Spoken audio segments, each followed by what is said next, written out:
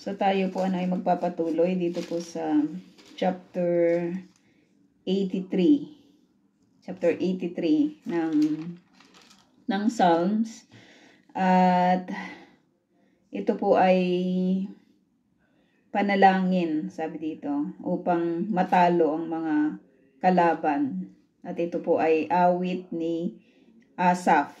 So si Asaph pa rin po yung ating tinitignan na kung ano po yung kanyang isinulat dito po sa chapter 83. At may mga ganun panalangin upang matalo ang mga kalaban. Yung sitwasyon po nila sa mga oras po na ito ay alam po natin na mula po doon po sa title ay nasa panahon po sila na kung saan ay may mga kalaban po sila, may mga threat po sa kanila. At tayo na nandito po sa Israel, alam po natin yung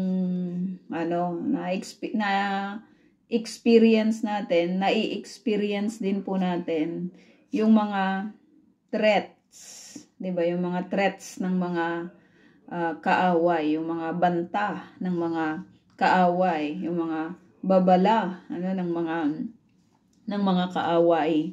At kung didibdibin lang talaga yung mga sinasabi po nila, talagang nakakatakot yun, kasi sa tanang buhay ng mga kaaway na ito sa modern na era, sa kapanahunan po na ito mismo natin, ay talagang yung mga umaaway sa Israel ay talagang nag-exert po sila ng kanilang effort talaga, yung pinuput nila yung mga resources po nila. Mas willing pa nga sila na mag-build ng mga tunnels, mga ganun, bumili ng mga ang mamahal na mga bomba, o kaya bumili ng mga sangkap ng mga bomba at sila na mismo yung gagawa. Meron din diyan yung talagang willing sila na magbigay ng magbigay ng mga kaperahan nila, kayamanan nila para mapondohan lang yung ibang mga lugar na mas malapit dito sa bansa na ito, upang sa ganon ay yung mindset po nila iisa po sila sa kaisipan, iisa yung kanilang hangarin to destroy Israel. At hindi na ito bago sa atin, kahit tayo na nag-aaral po nito, ilang beses na rin po nating na-encounter yan na nakasulat sa mga sa mga pages ng scripture. Pero nandun yung fear, yung yung 'di ba, yung lately lang na sinasabi ng isang bansa na malakas, sinasabi niya, 'di ba, na sabay-sabay yung 2,000 na rockets, mga probably mga ganun yung ipapadala na. So hindi na lang basta wave, hindi na lang yung 100, hindi na lang yung 200 na sabay-sabay, kundi talagang bultuhan na yung kanilang sinasabi na ipapadala. At nakikita sa mga kapanahunan na ito na talagang naghahanda sila, naghahanda sila. At kung ganun yung capacity ng mga bomba na papadala po nila dito po sa bansa ng Israel, hindi po natin hindi natin alam kung gaano kalaki yung po pwedeng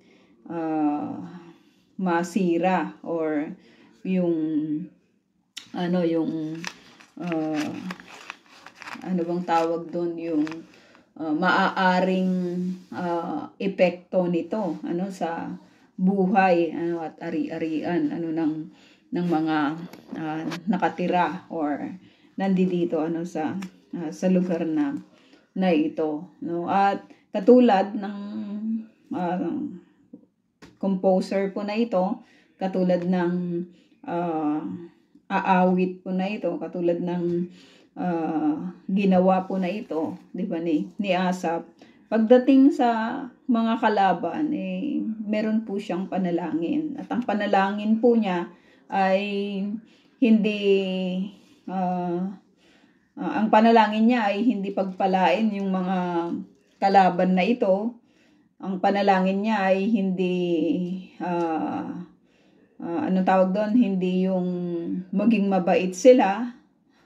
Ang panalangin niya ay upang matalo yung mga kalaban na ito, na meron na meron sila, no? So sabi dito sa verse 1 ng chapter 83, huwag kang manahimik, O Diyos, huwag kang magpabaya, ikaw ay kumilos. Grabe namang bold na yun, statement yun, na alam mo yun, yung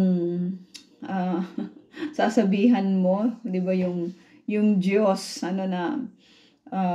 meron kayo ng ganitong mga kataga, huwag kang manahimik, huwag kang magpabaya, ikaw ay kumilos. So kung titignan natin, mga kapatid, there was also an event sa New Testament na ganito rin yung feeling ng mga disciples. Naalala natin, 'di ba, dun sa Sea of Galilee na kung saan ay meron ng bagyo, hirap na sila sa napakalakas na hangin, at ang Panginoong Hesus ay nagpapahinga, na natutulog, hindi nababother sa situation na kinakaharap nila. At anong sinabi po nila sa Lord, hindi ka ba nagki-care? Mamamatay na tayo. Ang sarap pa ng tulog mo diyan, 'di ba? Hindi ka man lang ba tutulong? Yung mga ganun. Bakit ka nahimik diyan? Bakit hindi ka gumising at tulungan mo kami? So yung desperation, 'di ba, naglilid minsan sa tao kung papaano po talaga siya humingi. Papaano siya, katulad nitong si Asaph, alam niya na sa dinami-dami ng mga tao na kumakalaban sa kanila, hindi po ito madali para sa katulad po nila, lalong-lalo na yung mga tao po na ito na nais po silang walain, i-eliminate, talagang malalakas din sila na mga bansa. Pero dito sa paglapit niya sa Panginoong Hesus, kasi feeling niya nananahimik ang Diyos. Feeling niya nagpapabaya yung Panginoon, Feeling niya hindi kumikilos ang Lord. Have we ever experience din sa buhay natin yung mga katulad nito, na katulad ng mga statement po nito ni Asaph na talagang isinatitik pa para kantahin? May mga instances din ba sa buhay natin na ganito rin yung feeling natin, Lord, bakit hindi ka kumikilos? Bakit parang tahimik ka? Hindi mo ba nakikita yung kalagayan ko? Hindi mo ba nakikita yung kalagayan namin? Ang gulo-gulo na ng buhay namin. Di ba, may mga ganon? Bakit ka nananahimik? Bakit pinababayaan mo na ganito yung mangyari? Bakit hindi ka kumikilos? So, hindi po tayo iba. Dito po sa marahil may mga tagpo din sa buhay natin na ganun yung ginagawa natin, or ganun po yung paglapit din natin sa Panginoon. So hindi po tayo iba dito kay Asaph, kasi you are itong si Asaph ay talagang desperado siya doon sa situation na meron siya. Talagang hindi ito nagbibigay sa kanya ng kapayapaan, no? Na nakikita natin na kahit yung paglapit niya sa Panginoon, he wanted lang talaga na ma-experience, na magsalita muli ang Panginoon, na tumugon ang Lord sa panalangin, sa mga panalangin po niya. Of course, hindi lang ito yung kanyang panalangin, marami pang mga behind siguro sa na-compose po niya na ito. Marami na po siyang mga ipinapanalangin, pero bakit parang hindi tumutugon ang Diyos? Bakit parang hindi niya pinapakinggan yung panalangin nitong si Asaph, no? Hayon, sabi niya sa verse 2, ang kaaway nagsisipag-alsa at ang namumuhay kinakalaban ka. Sa totoo lang, sabi ni Asaph, 'di ba, na yung galit nila sa amin, yung inis nila sa amin, sabi niya, hindi naman talaga para sa amin, sa inyo yun, kasi kayo nga yung tumawag sa amin, kayo yung nagligtas sa amin, kayo yung nagsabing ako ang inyong Diyos, at kayo yung aking mga tao, kayo yung aking mga people, kayo yun Lord diba? So anything na paglaban sa amin, anything na gagawin po sa amin is paglaban sa inyo. Nakikita po natin doon mga kapatid na yung mga tao ng Diyos, yung mga lingkod ng Diyos, yung mga taong inari, 'di ba, ng Panginoon. Napakagandang makita po natin na any kind, 'di ba, ng mga threats, mga ganon, any kind of wrongdoings na gagawin sa mga taong pinili ng Diyos, yon, no, paglaban doon po sa Diyos na nag-iingat, nagmamahal, nagpapatawad sa kanila. So ganun din po yung kalagayan po natin, 'di ba, sa Panginoon, no? Lahat ng basta tama po yung pagsunod po natin, 'di ba, sa Panginoon, tama yung motibo po natin, tama yung paglapit po natin. Of course, lahat ng mga palaso, sabi din po yun ng scripture, 'di ba, na para po sa atin ay ito, no? Directly din sa Diyos na tumawag sa atin. So kung sino yung lalaban sa Diyos na ito, kung sino yung maglalakas loob na lalaban sa Diyos sa Diyos ni Asaph, automatically hindi naman po yun mananalo. Marami na pong mga tagpo, 'di ba, sa kasaysayan na kung saan nilabanan po nila yung Diyos yung totoong Diyos ng Bible, pero hindi po sila kahit kailan nagtagumpay, no? Pinapatotohanan po ito, no, ng mga history sa nakaraan, no? Pinapatunayan ito. Napakarami na pong gustong magpabagsak, 'di ba, sa Diyos ng Israel, yung totoong Diyos ng Israel, even sa mga taong pinili po niya, itong mga Hudyo. Napakarami na po nilang mga pinagdaanan, 'di ba? Ang dami-daming gustong talagang walain po sila, pero nandito pa rin sila. Sila na yung pinaka matandang henerasyon, kumbaga, sa kasalukuyan. Nandito pa rin po sila. Kahit po yung Christianity, diba, na alam din po natin na ang dami rin po nitong pinagdaanan. Napakarami din pong mga tagpo sa kasaysayan na kung saan ay talagang hinuhuli nila yung mga mananampalataya, pinapatay po nila yung mga Kristiyano, pero lahat ng mga gumawa po noon, nagkandamatayan na, pero ang Kristyanismo nandito pa rin, no? Hindi pa rin po ito nawala. Isa ito sa mga pinaka matanda na rin pagdating sa pananampalataya, ay isa na rin po ito sa tumatatak sa kasaysayan. So sabi dito, namumuhi sa'yo, kinakalaban ka. Hindi niya sinabing kinakalaban kami. Kinakalaban ka, Yahweh, kasi ikaw yung nire-represent namin. Ikaw yung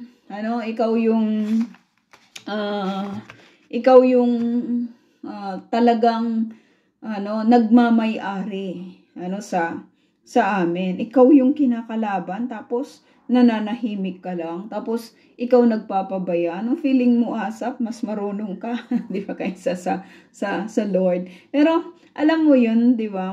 Alam natin, di ba, mga kapatid, na alam mo, inalaw ito ng scripture, inalaw ito ng God na sama po ito sa mga pinag-aaralan po natin, yung ganito pong klase ng thinking to let us know, di ba, na sa pagdating sa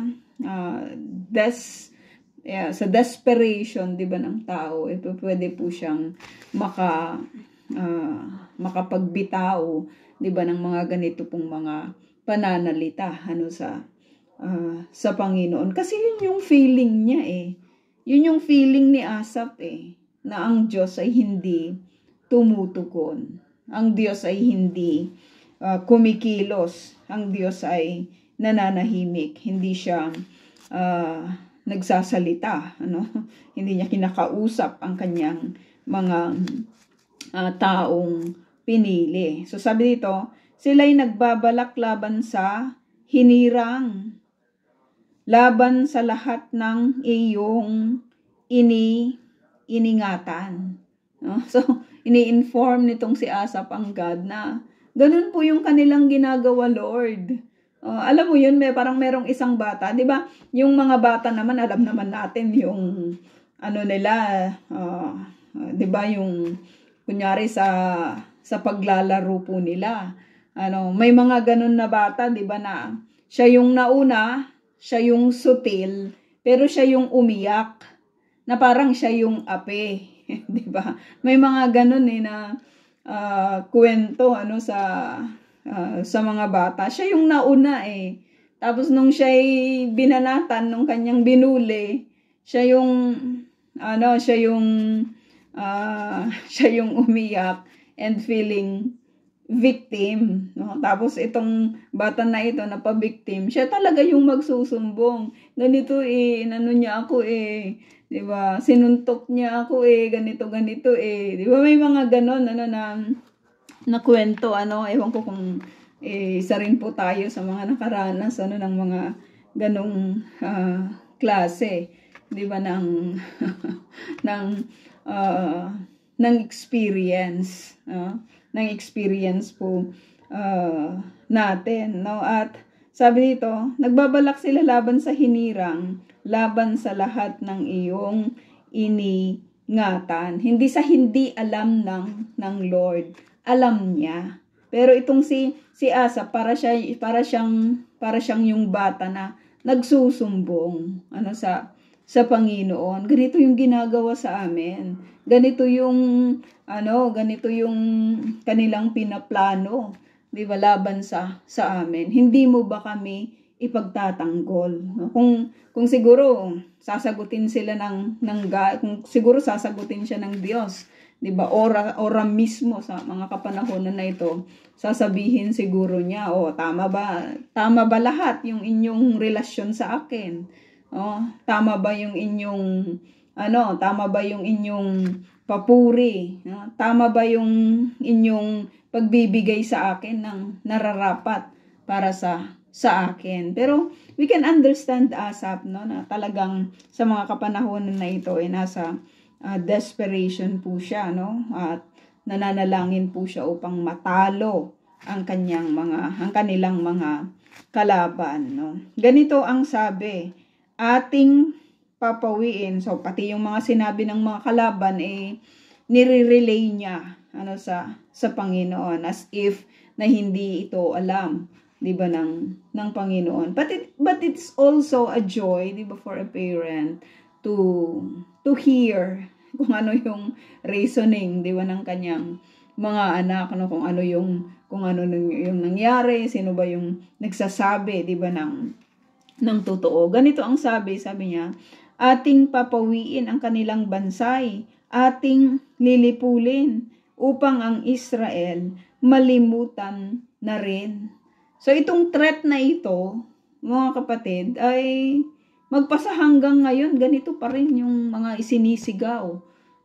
Yung ganito pa rin yung mga binabanggit ng mga tao, kumakalaban sa, hindi sa Israel kumakalaban sa Diyos. Actually, talaga, kung titignan po natin malinaw yung awayan po dito, diba? Hindi lang ito basta sa land Hindi lang ito dahil, kasi kung land lang, diba, ang daming, ang laki-laki naman ng mga ibang mga lupain, 'di ba, sa kasaysayan at kahit sa kasalukuyang panahon, na bakit ito yung pinag-aagawan, itong napakaliit na bansa na ito, kung land lang talaga yung problema, 'di ba? Kasi laki lang ito ng Metro Manila. Kasi laki lang daw ito ng Metro Manila, pero bakit pinag-aawayan nila, 'di ba, yung lugar na ito? Dahil nga yung sa paniniwala po kung titignan po natin, 'di ba, meron namang meron namang holy place yung ibang mga the so-called, yung mga ibang mga mananampalataya. Mas malaki pa nga kaysa sa Jerusalem, 'di ba? Yung pinupuntahan nila kapag may mga din sila, may mga gatherings din po sila. Hindi talaga lupain yung problema Kasi kung lupain lang, 'di ba? Kahit sa kasaysayan ng bansa po na ito, may mga instances din na na ibinigay na nila. Sige, para wala nang problema. 'Di ba, yung Gaza, binigay nila yun Binigay nila, dati nasa mga kamay na nila, pero dahil sa international, 'di ba, na mga pressures, ay binigay nila in exchange of peace. Ano pa yung mga ibang mga lugar, na give up po nila in exchange for peace. Pero nakita nila na hindi pala iyon maganda, hindi pala naging maganda yung bunga, kasi hindi land talaga yung problema Ang kikita po natin talaga, ito ay battle, kung sino, kahit naman sa 'di ba, sa Revelation, ito ay battle, or kahit doon sa belief ng mga ibang mga mananampalataya sa ibang Diyos, ay it is a battle kung sino talaga yung totoong Diyos. Kung si Yahweh ba o yung mga dinudiyos ng ibang mga mananampalataya, ng pinananampalatayanan nila, Nagbabalak sila, sabi dito, laban sa hinirang, laban sa lahat ng iyong iningatan. Ganito ang sabi, ating papawin ang kanilang bansay, ating lilipulin upang ang Israel malimutan na rin. So nakita natin yung struggle ng napakaliit na bansa na ito.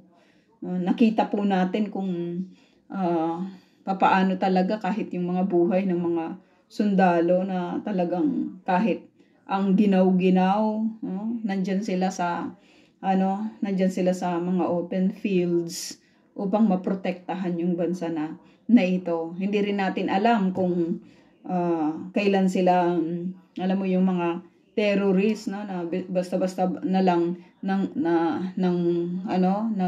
babaril, 'di ba, basta-basta na lang sumasaksak, 'di ba, sa mga tao. In short, mga kapatid, walang rest. Wala lang talagang rest. Kaya nga napakaganda na makita rin yung yung invitation even sa Panginoong Jesus sa New Testament, nakita po natin yun na, come unto me all of you who are heavy laden and I will give you rest. Sa Panginoon lang talaga, di ba, may kapahingahan, no? Merong rest. Kasi kung titignan natin, yung magkakaiba-iba man ng kulay, magkakaiba-iba man ng lahi. Alam mo yun, kapag nasa center po nila, kapag iisa po yung kanilang pinananampalatayanan, nagkakaroon ng kapayapaan eh. Tignan mo yung mga yung mga dating mga sagrado, mga sagrado ano yung term na yon, na yung talagang deboto sila nang nakakilala po sila sa Panginoong Jesus, no? Nagiging kaisa po sila doon po sa kanilang pagganap ng kanilang tungkulin sa Panginoon, no? Sabi dito, nagkakaisang lahat sila ay nagplano. Nagkakaisang lahat sila ay nagplano, kanilang pasya ay lumaban sa iyo. Ay lumaban sa iyo. Grabing yun grabing kapangahasan ng mga kalaban na ito, ng mga kaaway na ito, na ang nilalabanan nila ay ang Diyos, ang totoong Diyos, di ba, ng Israel, no? Ang lahi ni Edom at ang Ismailita, Moab at Agarenos, lahat nagkaisa, no? So kilala po natin ito kasi napag-aralan natin, no, yung mga lahi na ito. Ang Gebal at Ammon, gayon din ang Pasya. Ang Ammon ay Jordan, Amalek at Tiro at ang Filistia. So kung titignan po natin, mga kapatid, itong mga lahi po na ito, itong mga nations po na ito na binabanggit po dito na ni Asaph, magpasa hanggang ngayon, hindi pa rin sila naka-move on. No, hindi pa rin sila, hindi pa rin sila, yung iba dito na nawala na yung nila, no, nawala na yung records nila sa modern na panahon, pero yung iba nandyan pa, itong Tiro, itong Edom, di ba, itong Filistia, di ba, nandyan pa rin yung mga nations na ito, kiniklaim nila na sila ay mga descendants ng mga ito. Sabi dito, pati ang Assyria ay nakipagsabuatan sa lahi ni Lot, nakipagtulungan. So hindi itong mga binabanggit ni Asaph, hindi ito ordinaryo lang, 'di ba, na mga nations, mga kilala din ito, 'di ba, sa pakikipagdigma. Kaya naintindihan natin yung kanyang takot na nararamdaman. Sabi dito, mga bansang ito'y iyong parusahan tulad ng parusang ginawa sa Midian. So, ang prayer niya ay gawin ng Diyos yung pagpaparusa sa mga bansa na ito. Sabi niya ganon, katulad ng ginawa ng Diyos sa Midian. Kay Jabit Sisirang nalupig sa laban ng sa ilog Kishon, buhay winakasan. No? So nakita rin po natin ito, no? Alam mo, inuulit ito ni Asaph. Of course, kasama po yung kanyang faith doon, dahil alam mo yun, nire-reminisce niya yung mga kahangahangang ginawa ng Diyos sa nakaraan. Lord, kung nagawa mong parusahan, sabi niya yung mga taga Midian, sabi niya, kung nagawa mong parusahan or lupigin yung mga powerful na mga tao or mga bansa sa nagdaang mga panahon, kaya nyo rin kaming ipagtanggol ngayon. Kaya rin ninyong wasakin, no? Matalunin yung mga kalaban na ito. Sabi niya, pinatay lahat at ang hukboy nawasak sa Endor. Ang bangkay nila ay nagkalat. Yaong mga bantog nilang punong kawal, kay Oreb, kay Seeb, iparis ang buhay. Lupigin mong lahat ang pinuno nila tulad ng sinapit ni Sebat, Salmuna.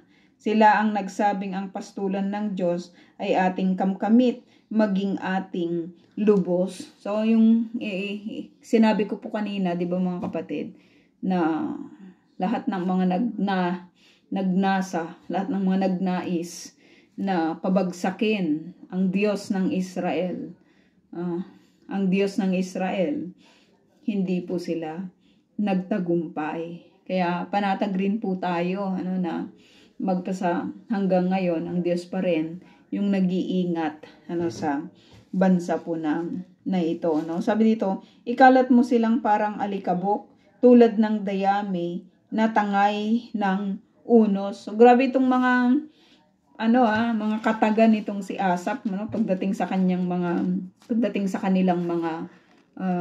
kalaban. Pagdating sa kanilang mga kalaban, no? Pagdating sa New Testament, di ba? Doon po sa grace na doon sa grasya na talagang pinure out, di ba, ng Panginoon. Iba na yung konteksto doon, di ba? Ng Lord, love your enemies. Parang napakahirap noon, di ba? Pero wala kasing mas liliwanag pa sa sa pagpapakita ng mercy, 'di ba, ng Panginoon, ng glory ng Lord, kung hindi yung ipakita ng mga sumasamba po sa kanya at sumusunod po sa kanya yung isang karakter niya, 'di ba, na nagdi-display talaga niya ng kanyang grace at ng kanyang mercy sa pamamagitan, 'di ba, ng pagmamahal sa mga kaaway. Kasi nung tayo ay hindi pa naman nakakilala, 'di ba, sa Panginoon, kaaway din tayo ng Lord, pero dahil doon sa kanyang grace na ibinigay po sa atin, 'di ba, nakakilala po tayo sa kanya, kaya tinanggap po niya tayo bilang kanyang mga anak. So sabi dito, tulad ng pagtupok ng apoy sa gubat nang ang kaburulay kubkub na ng ningas. Kapag sa gubat kasi magsisimula, 'di ba, yung apoy, nangyari na ito, 'di ba, na may tagpo sa buhay sa California yata, palaging may problema doon ng apoy, or yung wildfire ba ang tawag doon. Meron din po dito, 'di ba, yung alam mo yun, hirap na hirap yung mga kasi kahirap naman kung sa bundok ito magsisimula, 'di ba, ng apoy. Talagang lalamunin niya lahat yung buong lungsod, yung buong bundok. Yung mga nandun sa bundok, hindi naman yun yung mga hard na materials, 'di ba? Mga light lang yun kasi mga puno, talagang maglalagablab yun, no? Talagang tutupukin niya lahat yun, no? Na kahit ngayong buhay na na puno, kapag ito po ay malaki ng apoy, 'di ba, sa kanyang surroundings, masusunog din siya 'di ba? Yung init kasi noon, yun po yung magti-trigger pa upang mas lalo pang lumagablab, 'di ba, yung apoy. Ganito inihahalin tulad ni Asaph, yung dapat gawin ng Diyos sa mga kalaban. Grabing yun, talagang grabing gigil niya, 'di ba, sa mga kalaban, no? Sabi tulad ng pagtupok ng apoy sa gubat ng ang kaburulay kubkub na ng ningas, gayon mo habulin ng bagyong malakas, ito ang gawin mo nang sila'y masindak. Asaph, grabe yung iyong Grabe yung iyong hinihingi sa Panginoon. Bakit ganito na lang yung paghingi ni Asaph no, sa Panginoon? Bakit ganon katindi na lang yung kanyang hinihingi? Una sa lahat, di ba mga kapatid, alam ni Asaph kung ano yung kayang gawin ng Diyos na ito. Alam ni Asaph, di ba, na kahit sa mga nagdaang panahon ng buhay nila, sa mga kwento ng buhay nila, nakagawa na ang Diyos ng mga unexplainable, di ba, na mga actions against sa kanilang mga enemies. So to no, talagang it is a bold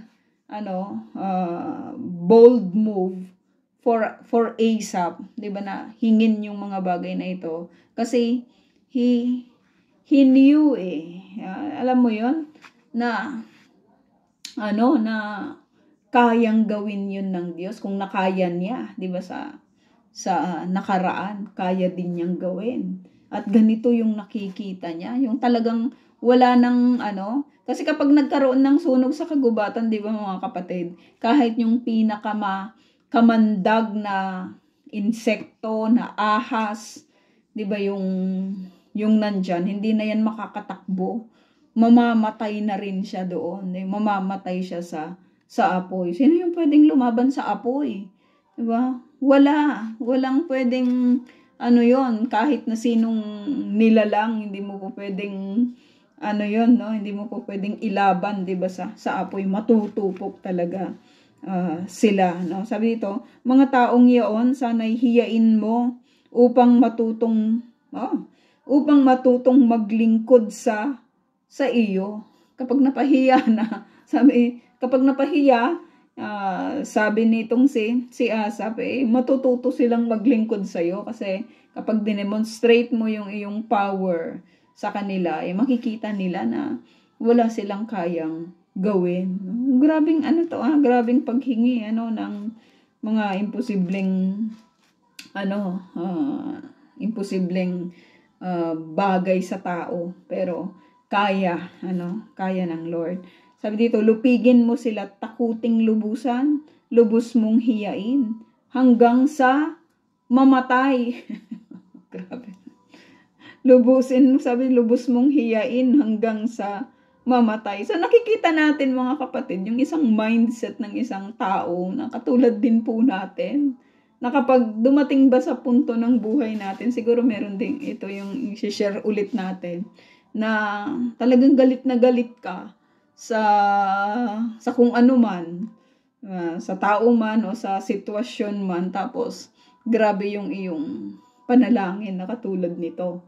Diba na ganito yung gawin mo, Lord, parang you are commanding the God of the universe. Diba na katulad nila yung mga disciples, sabi nila, Lord, tubukin mo na yung lugar na yun, ayaw kang tanggapin. May mga ganun na inilapit ang mga disciples, disciples sa magkapatid sa Panginoong Jesus. Gusto nilang matupok na kagad yung lugar kasi hindi sila hindi tumanggap yung mga tao doon, Sabi dito, sana ikaw, Yahweh, kanilang mabatid, ang tanging dakilang hari ng daigdig. Sana mabatid. Nakikita rin naman natin yung puso, 'di ba, nitong si Asaph, mula dito po sa chapter 83 po na ito. Nakikita natin yung pagmamahal niya, 'di ba, sa Panginoon. Nakikita natin yung pagmamahal niya sa kanyang kapwa, mga Israelita. Nakikita natin yung pinangangalagaan niya, yung honor, 'di ba, ng Diyos. Nakikita natin, 'di ba, ang priority, 'di ba, ng tao po na ito, ang priority ni Asaph ay yung maingatan, 'di ba, yung pangalan ng Diyos, 'di ba, na meron sila. Kung pwede lang sanang siya na lang yung gumawa, pero alam niya na limited yung capacity niya, 'di ba, na gawin yung mga bagay na may mga ganun, 'di ba, na parang ipagtanggol mo yung Diyos. Gusto ni Asaph ng ganun pero alam niya sa sarili niya na hindi niya yun kayang gawin. Mas